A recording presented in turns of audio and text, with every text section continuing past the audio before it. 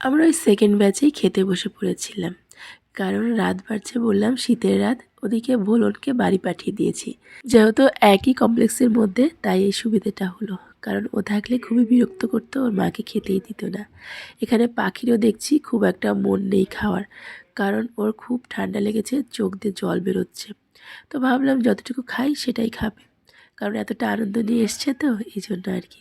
তো শুরুতেই পাতে পড়ে গিয়েছিল স্যালাড, আর এখানে ছিল ফিশ কাবাব।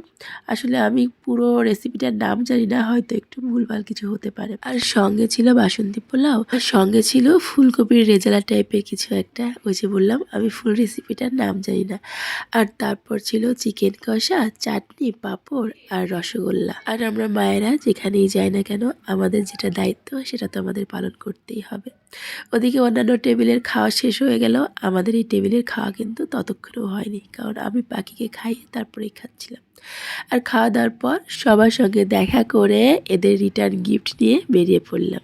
টাটা।